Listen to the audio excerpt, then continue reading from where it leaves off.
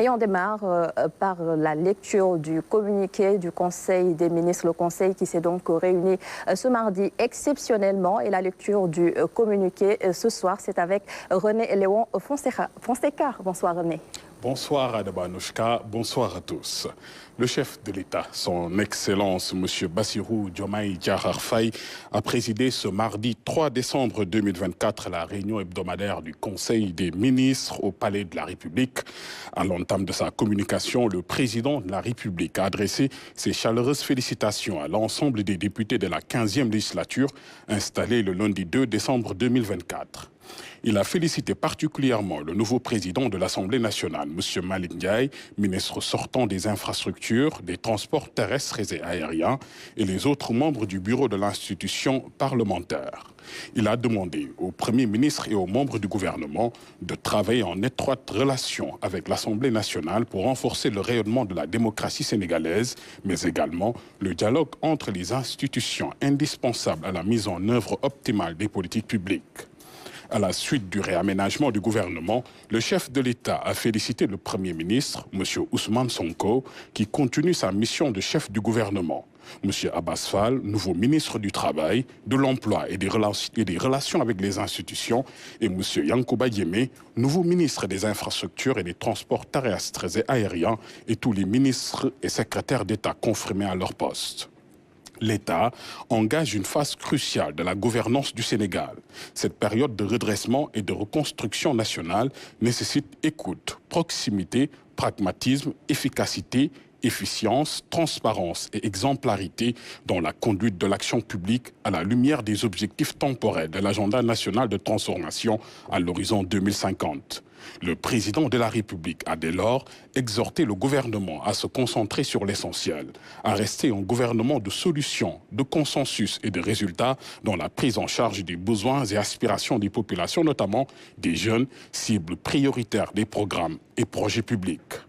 Le chef de l'État est revenu sur les cérémonies marquant de la commémoration du 80e anniversaire du massacre de Thiaroye, qui ont connu un succès national et international exceptionnel.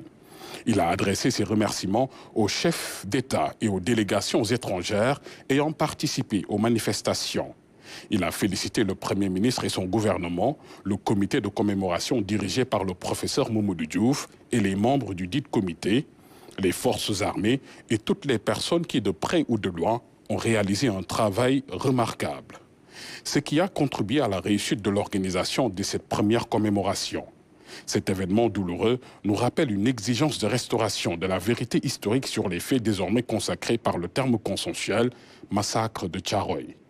Pour vivifier la mémoire de ces vaillants tirailleurs africains, il a rappelé au gouvernement sa décision d'instituer dans le calendrier républicain la date du 1er décembre de chaque année, journée de commémoration du massacre des tirailleurs de Thiaroye 44. Dans le même esprit, il a demandé au Premier ministre et au ministre des Forces armées de proposer un cadre réglementaire relatif au musée Mémoire Cimetière de Thiaroye. Il a également invité le gouvernement à renforcer le rôle du comité de commémoration dans ses missions de recherche et de vulgarisation scolaires et universitaires de la mémoire collective sur cette séquence majeure de l'histoire du continent. Revenons sur le bilan et les perspectives de la journée nationale des Daara.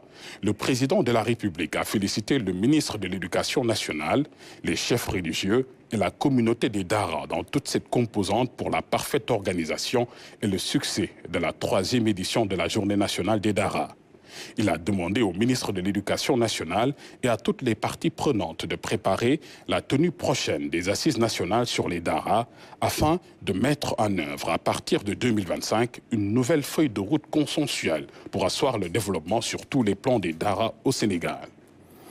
Abordant la question de l'application intégrale du code pastoral et de la relance de l'élevage, le chef de l'État a demandé au Premier ministre et au ministre de l'Agriculture, de la Souveraineté alimentaire et de l'élevage de relancer l'organisation de la Journée nationale de l'élevage. Cette manifestation nationale de référence doit demeurer un moment de concertation et de dialogue privilégié entre l'État et les acteurs de l'élevage, mais également une instance inclusive d'évaluation et d'accélération de la transformation du sous-secteur. Il a invité le ministre en charge de l'élevage, en relation avec le ministre des Finances et du Budget, de relancer le financement du sous-secteur de l'élevage avec un renforcement significatif des ressources et des mécanismes opératoires du fonds de stabilisation FONSTAB. Enfin, le président de la République a évoqué la visite de travail qu'effectue au Sénégal le président de la République gabonaise, le général de brigade Brice Oligui Nguema, accompagné d'une forte délégation ministérielle. Plusieurs axes pour le renforcement de la coopération et des partenariats entre nos deux pays ont été particulièrement retenus. Éducation, formation, sécurité et défense, développement du secteur privé. Il a demandé au ministre de l'Intégration africaine et des Affaires étrangères d'assurer la coordination de ces dossiers prioritaires avec les ministres concernés.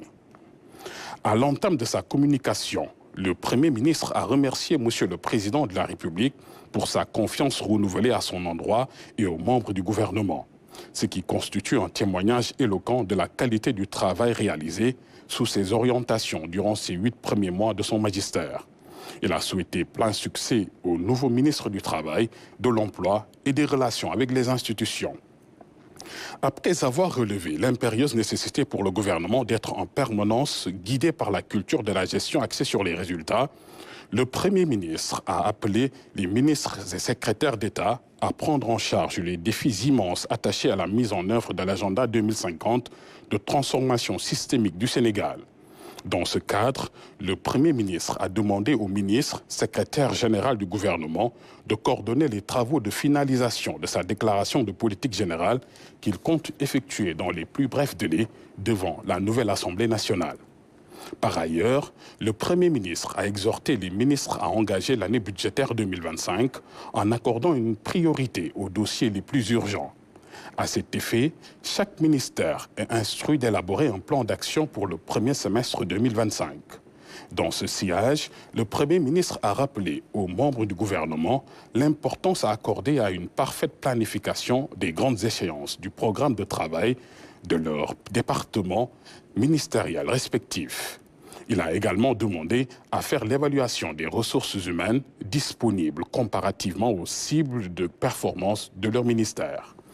Enfin, le Premier ministre a informé le Conseil du plan de travail d'ici au mois d'avril 2025 du comité de commémoration du massacre des tirailleurs sénégalais à Thiaroye le 1er décembre 1944, ce qui coïncidera avec la présentation à Monsieur le Président de la République d'un livre blanc.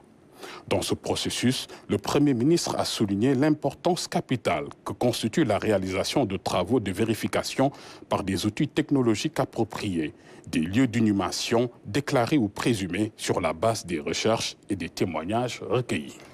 Au titre des textes législatifs et réglementaires, le Conseil a examiné et adopté le projet de loi de finances rectificative 2024, le projet de loi de finances initiale 2025. Merci beaucoup René Léon Fonseca pour la lecture du communiqué du Conseil des ministres de ce mardi.